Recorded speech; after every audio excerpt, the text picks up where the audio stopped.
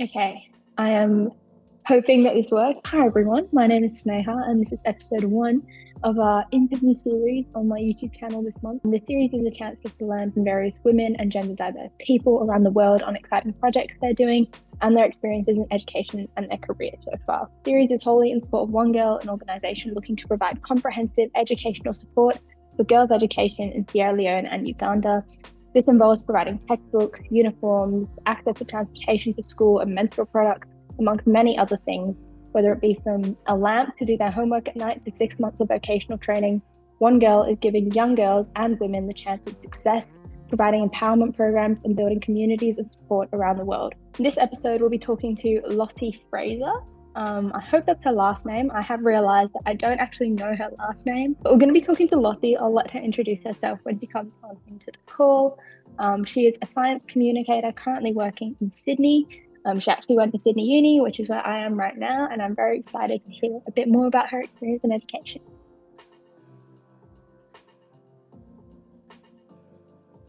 Hi, Lottie. Hi, how are you? Good. How are you? I'm good, thank you. Good. Thank you for joining me today. Thanks My for name's having Sneha me. as well. I Yeah, know we've talked on Instagram before, but my name is also one where it's like, it's better if I just say my name to make you sure you know know who it is. what? I did look at it before this and I was like, is it Sneha or is it like silent S? I was like waiting for you to say. Sneha, yeah. Okay, I always Sneha. for preparation on point. Like, no one's ever looked up my name before. I love that. How have you been? How's your I've week been so been far? It's good. only been a day, but a day or two, but still. Yeah, no, I've been busy. Um yeah, I had my first like approach from a brand to do something, but Oh, then like I tried it and then I realized that, my account is science communication and oh, this is such an interesting situation because I don't think their science was really up to par for the product. And right. I asked for their sources and they weren't peer reviewed. And I thought, Oh no, I that don't is think such I'm a gonna rough situation. yeah, so last night I was messaging like, oh, I don't think I can do this. So yeah, Yeah, I'm in the midst of that. So it was a bit busy last night trying to work that all out. that's actually so interesting. I'm going to ask you more about that later because I want to Yeah, talk about sure. science communication in general. But Sure. before we begin, I've already given my spiel like before you hopped onto the call. But this whole series is essentially me trying to talk to lots of various women, girls, and gender diverse people who have gone through education. It doesn't necessarily have to be at a tertiary level, just people who've experienced the educational system. And I want to talk to them about their experiences in it and where it led them. I also apologize. I am sitting in a place where there may be car noise in the That's background. I fine. don't know if it's the most appropriate place, but All One good. Girl is essentially an organization looking to raise money for girls' education in Sierra Leone and Uganda. There is a massive barrier to entry there at the moment. Actually, 4 out of 5 girls in Uganda don't attend high school. And so I thought it'd be a really cool way to kind of raise money by talking to people who I am inspired by on Instagram. I've only very recently made my Instagram page. So I've Yeah. been looking for lots of people who kind of share the same ideologies and things as me. And I feel like science communication is definitely focused on sharing education. So I was like, oh, she'd be such a great person to talk to. Yeah, So thanks for having me. I'm before we excited. begin, yeah, do you just want to give a little introduction to yourself, kind of who you are? I guess your last name. I feel like I've seen it somewhere, but Yeah. feel free to give your own introduction as well. Yeah. So my name's Lottie Frazer. So I'm an Australian science communicator and educator. So I have like two different roles, I would say. I'm a science communicator online to people 18 plus to about 35, and that's a more research focus. So it's to get people more interested in research, what's going on in the world today, what does this mean in the future, and it's kind of to bridge that gap between scientists and the public. So there's less of that distrusting kind of atmosphere that's kind of exploded with COVID. Mhm. And then my other role is more as an educator. So I go to Australian schools, preschools, high schools, and I help educate the kids on various topics within science, and I do it in a more engaging way compared to the typical classroom. So we'll do more hands-on activities. They'll actually get to um, hold rocks, for example, if we were doing geology, and make a volcano. So it's a lot more fun, and I feel like it's a better way for kids to really consolidate their learning. So I think that's basically my spiel. That's who I am. I'm just constantly talking about science to various people and loving it. Yeah, that's amazing. I actually love like the whole idea of science communication in general because I've been doing a bit of outreach with our Engineers Without Borders team at the university, and that involves like going to schools and making them do like these hands-on activities. And you can just see the kids' faces like light up. It is so much more Absolutely. effective getting them to work on something, I found. Yeah. So on that though, why would you say science communication is an important field? Like I feel like it's not something people are aware of that they can go into. Especially I do physics as well. So I recently transferred into physics actually like midway through last year. So jobs in the science field aren't like at the top of my brain necessarily. And Yeah. science communication is a big one. Like people do not know it's a field that they can go into. So I talk about why you know. think it's important and the pathways into it, Yeah, I I guess. guess yeah, like when I started university, science communication wasn't even on my mind. It was research, PhD, the typical pathway, but I think a lot of it was I guess for me, I guess in the beginning it was my grandpa who came to live here in Sydney. So he's from Malaysia. He speaks mainly Mandarin. And we noticed that he was taking a lot of medication he didn't really need, but the attitudes there that with his doctor was that he felt that more medication meant that he was doing better and that he would be, fixing himself. But over here, I mean, I guess it's just the difference between the understanding of medicine for us, I guess, for the elderly here and our attitudes towards it in Australia. So we noticed he didn't really need it, but he was just like, more medication is good. And that was the first time I realized, oh, maybe if he understood the reasons why he was taking the medication and why it might not be the best thing and more healthier ways of being active or eating healthier foods, like that could be more effective than taking these medications and not really knowing what's in them. So that was the first time I thought that communicating science would be important, because especially with him. And also that's when I realized between different cultures as well, there's a big difference. Like you have to Yeah, absolutely. consider their upbringing and their background and what their beliefs are around medicine. So that was the first time I thought about it. But of course, with COVID, it was just really massive. I'd noticed that a lot of people were very distrusting with scientists. And it's not because people didn't think that, science was real or something, but I think just with politics, it can be really Yeah. intertwined and can just cast a really negative view on science, which should not be the case. And but the truth is, it's what's happening, and it's making people feel that they can't believe what's being given to them. So I thought that that would be really important to talk about and communicate science to kind of bridge that gap again or help with it, especially in Australia, because a lot of the science communicators I saw were from the US, Canada, UK, Europe, Yeah. areas in Europe. It wasn't Australia at that time when I started. Yeah. So that was when I did it as a hobby to begin with. But then I guess the reason why I feel like it is so important is because I saw that impact once I started. A lot of people were messaging me saying, I want to know more. What do you mean? Can I see sources? What's your opinion on this? Like, and they were asking me for medical advice, which I thought was really interesting because I'm not a medical student. But it just shows that people are more willing to trust someone who they believe is being truthful with them over an actual professional right now, because of just the whole attitudes in the media. So Yeah, absolutely. yeah, that's when I guess that's my long reason Yeah, as why I no, think that's that's great. I think it like goes back even things like during COVID, people were more likely to listen to like their kids being like, yeah, please get the vaccine or something like that, as opposed to a doctor who was telling them that. There's absolutely. definitely that feeling of trust when it comes to science. I've also found it like on a family level, but also when I talk to people who don't do my degree, like I study aeronautical engineering, and some people, for example, are really scared of turbulence. Just as an example, when I tell them like, don't worry, it's fine. Like when we hit a patch of turbulence, they're like, okay, it's fine. Whereas if I told them that before I started studying aero, they would have been like, no, this is we're gonna die. Like it's a big deal, Yeah, it's a problem. So that's it so definitely true. makes a massive difference, like on the topic of like getting credential sources and everything, but also just having someone who is your friend And I Yeah. feel like science communication, especially when you're going to these schools and you're engaging the kids and everything, and on your Instagram platform, like you're much more likely to listen to someone who is a human, like who's telling you about Yeah. their life and their personality as well as just cold hard science, who is just a Yeah. teacher, right?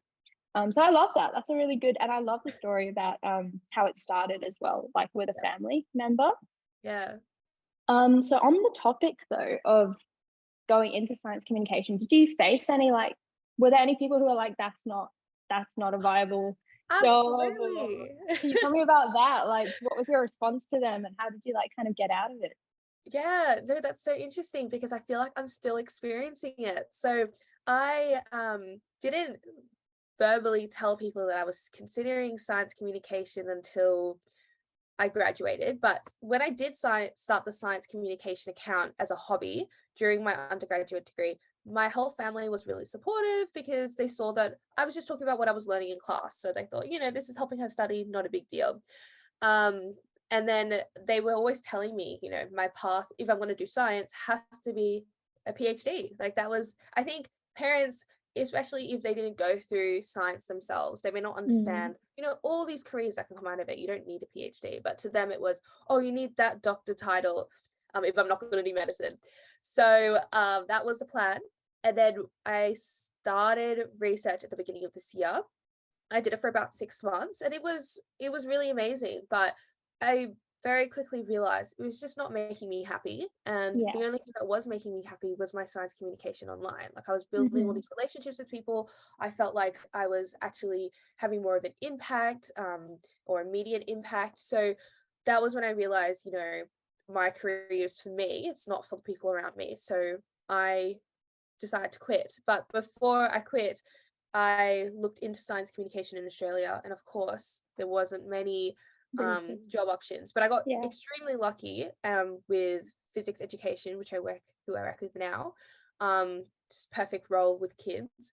But when I did tell my family about the switch, they were very shocked and they're worried for me, and they still are because they're worried that it's not like a long-term option. And it's just Yeah. because science communication is still so new and it's growing in Australia. But that's what I think is so exciting. It's growing, it's going to get big, and it's having Mm. such a big impact already.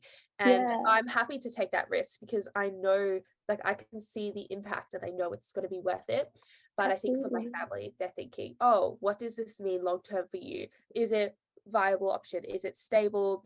Um, you know, why don't you go down the PhD route? So my parents are still holding on to the hope that I'll go back for a One PhD. day. Yeah.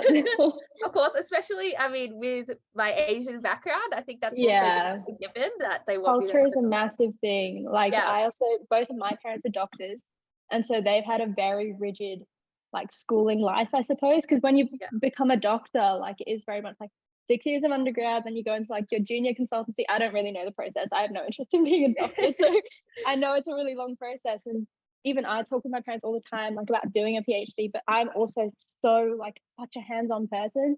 Like I yeah. just want to get into industry and I want to see things change.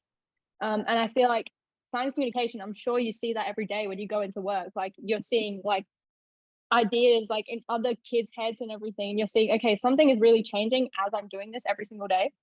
And Yeah. I love that. Like that is like the most satisfying feeling. And even if you're not necessarily teaching, I love jobs where you can see a change happen. Oh, Um, for sure. And it even makes just such a having people difference. message with Yeah, questions or saying this helped me or this helped me understand is just, it's such a yeah, great feeling. absolutely.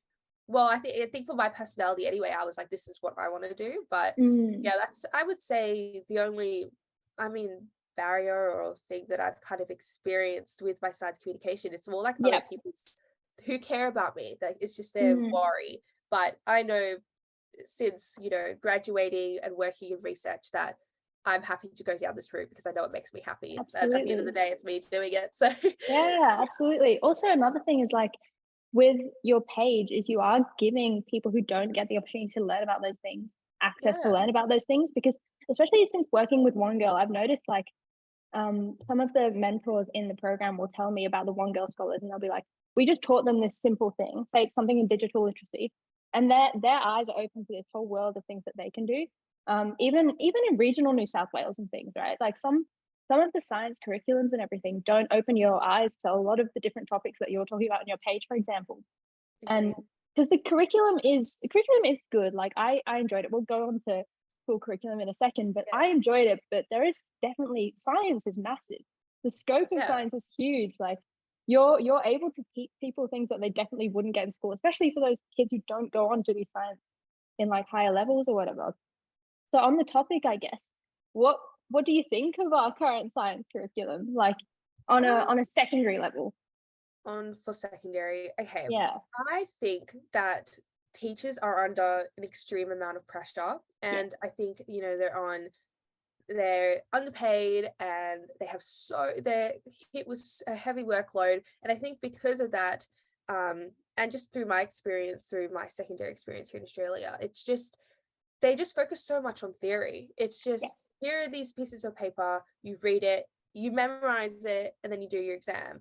And there wasn't a lot of hands-on, and even if there just wasn't enough time to explore past the curriculum. I think that's the thing. It was just, you're learning this for the exam, and mm, you're not it's hard for you to think about the bigger picture, especially in high school, and you're just hit with the idea of, the HSC is the most important thing, your final exam. So everything is leading up to that, and it's like tunnel vision. So also, I guess the first few years of high school, they were good, but I think that so much more can be done, because the curriculum suits a group of children who learn in a specific way, which is through reading or through, writing notes. But what about the kids that will be learning more through visualizations or hands-on, or through hearing people talk about it in different ways? Because that was yeah, definitely me. In the beginning of my high school experience, I did not do well in science because I just couldn't get it fast enough. I couldn't understand it fast enough. And yeah, every time I tried to ask questions, we're already moving on to the next yeah, thing, and I felt really behind. And what I had to do was go through all my notes and write them up in a different way. And that's kind of a way, it maybe my first experience in science communication. I would reword things and try to explain it to someone else. So mm, um, it would help me learn better. And that was just the way I had to learn. But the New South Wales curriculum right now for science, like, maybe doesn't foster that kind of learning as of right yeah, now. yeah, So yeah, that's why I feel like science communication is so important for that group. And you see the change, like you said, like you'll teach a child something and a whole new world is opened up to them, because yeah, they're just stuck in this like exams, assignments, HSC, versus, yeah, oh my God, like science is so exciting and there's this whole world of it. yeah, 100%. I actually was the same in my first years of school. I actually did my first years of high school in Singapore, which is completely different attitude and culture. And then I moved here and I ended up finding science easier than I used to find it. Like it's Yeah. crazy how much having a different teacher changes everything. Like the impact of how things are taught changes Yeah. whether you like a subject. So on the topic though, what would you say to, like, I don't know if you found this. I had a lot of people through school tell me like science just isn't for me. Like because of that rigid, like you said, going through exams and learning facts, and that isn't for everyone. But I wouldn't say that's necessarily the science that isn't for them. I think it's more the structure of how it's taught that isn't for them. So what would you say to students who are feeling that like right now? I guess I would say my experience was after the first few years of high school. Well, it was the first two that I couldn't keep up. And they put me in the bottom science class. And the attitudes that the teachers had towards that class versus, I guess, the top science class was massive. And Mm, everybody felt like they weren't going to pursue science because they just didn't take us seriously. They just thought, take these notes, do the best on your exam, that's it. And they didn't really allow us to explore all those questions in science. So I would say that that's definitely the experience I've had with, this isn't for you. And even with maths, which is tightly, intertwined with science, mm. I was doing well, but my last year of high school, my mom had leukemia. She's fine now, but she had Okay, leukemia, and good, good. Okay. I missed all these days of schools. I was at the hospital. I was really stressed out, and my maths teacher told me to drop to the lower maths class. He just said, you just can't take all these days off. Like, I just don't think, this is right for you. And at that time, I was actually thinking about engineering, and he just said, no, like, this isn't you're not going to be able to do it. So I dropped to the lower maths because I just felt pressured to, and I felt like I wouldn't be able to make it through. And now I look back and I think instead of that, he should have, you know, given me the opportunity to, you know, learn it in a different way, or, you know, have a bigger discussion about what I want to do in my future and take me more seriously. So I think there are a lot of people in the world who are going to be experiencing that throughout high school, especially people like adults, because you look to adults for guidance, and that's the problem. I think sometimes adults are, you know, they have a different perspective on things, and they don't realize that words like, you know, this is really hard for you. Some people just don't get it. It makes a really big impact for kids. Yeah, I think that people who experiencing that in high school, I think there's a few things you could do. I think it's a hard skill to learn, but it's an important one that you have to believe in yourself. It sounds really cheesy, but it's really important. And like, you just have to understand that no one else has the power to dictate your life, especially at that age. So, you know, if you feel like something's right, or you feel like you should pursue something or take a risk, you do it. And if you fail, that's okay. You learn something from it anyway. And I think with the internet as well, another great thing to do is looking to role models who have been through failures as well, because majority of the time everyone's had some kind of failure, especially in high school, and they still made it through. And there's so many opportunities to go back and relearn or change your path. I know for me, I switched my path at the beginning of university as well, so it's so, you know, it's much easier to do. There's just so much pressure in high school. So there really is. Like, I am going back to the outreach that I used to do. I taught a year 5 class once, and they were in Yass. They were like regional New South Wales, and we do an activity where they build like a floating house to demonstrate buoyancy and all these things. They ended up, and they have to put marbles in until it sinks, right? This group of 3 boys, year five kids, young kids, they ended up floating like 256 marbles in their house. Amazing. And we ran this activity with uni students before, and the max they'll get is like 22, because they're overthinking so much, because they're like, I need to fit these rules, these regulations, like my teachers have told me this, all this stuff. And then there's these kids who maybe their teachers haven't been like, okay, engineering is this massive field that you can go into, or like, I remember asking them like, who wants to be an engineer? No one put their hand up. They were like, no, that's not a thing that people from here do.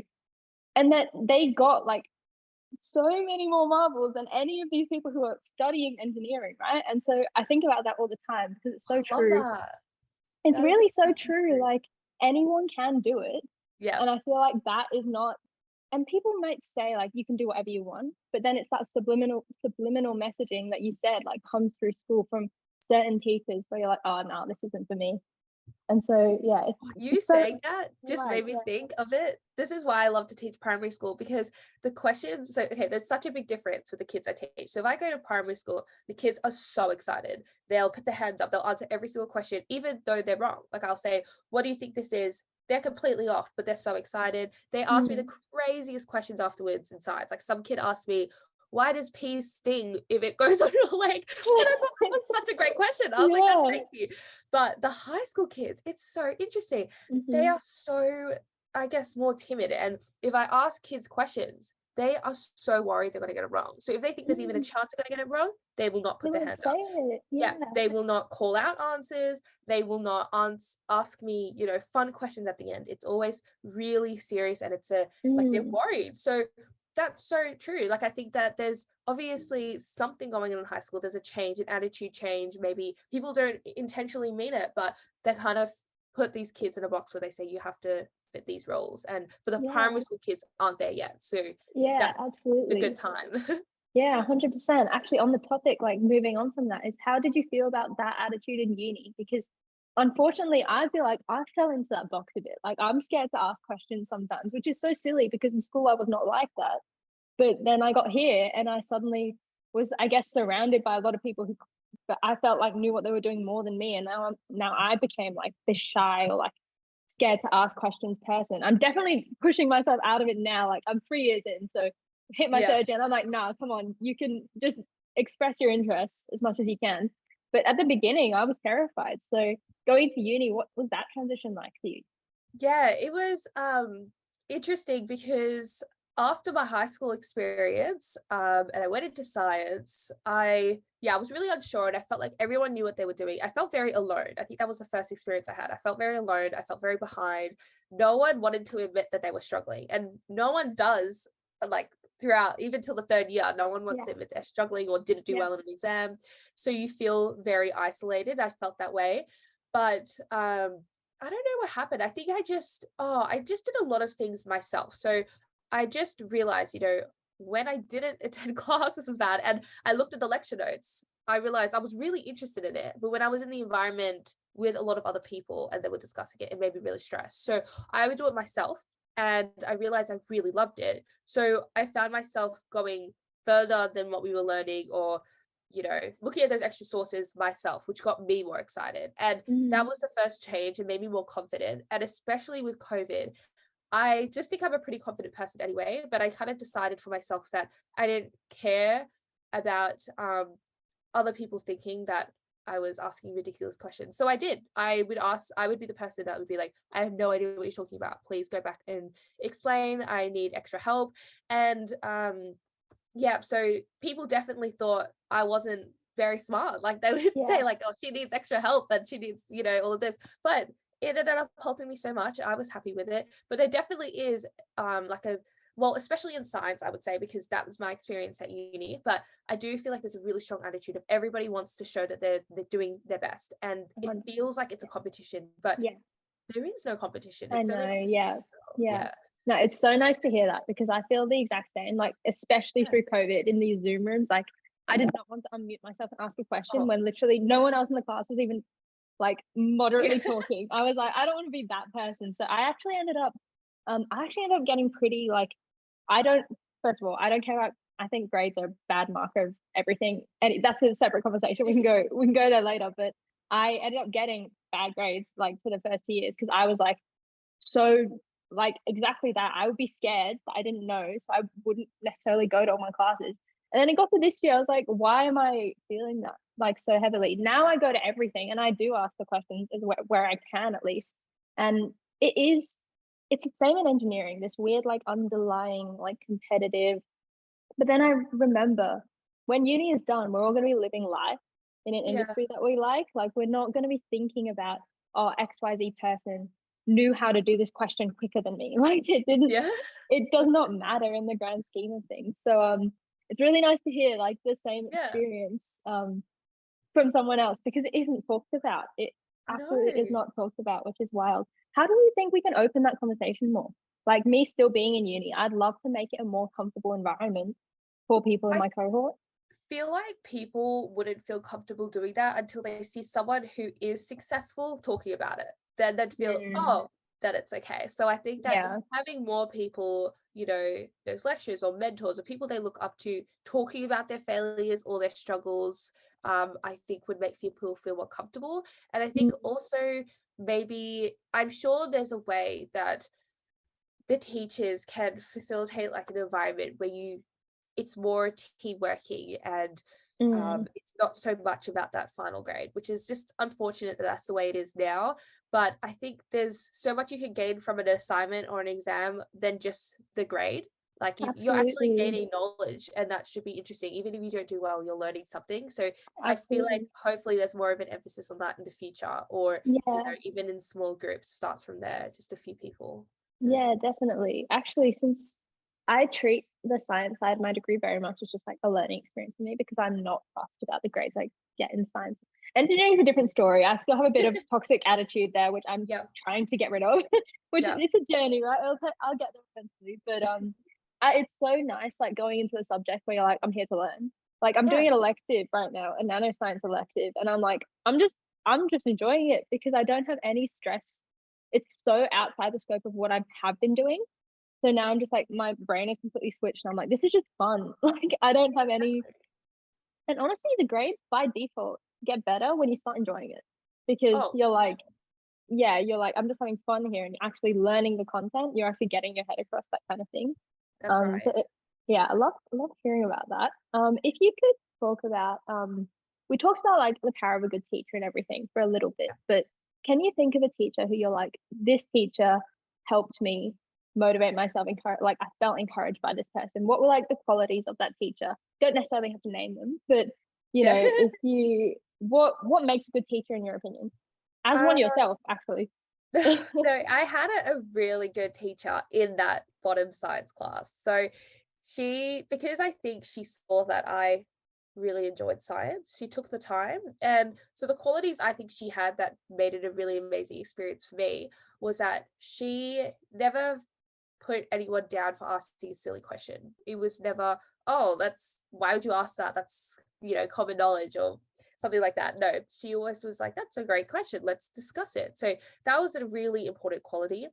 And secondly, I think that she never put anyone down for not doing well, or even arriving a little bit late or being behind for submitting something. It was never, it's because of you and you don't care about science. It was, is something going on, you still got it in, that's a good thing. So I think that those qualities made everyone feel more comfortable and like they could explore and enjoy the science class without feeling that really heavy pressure of doing well.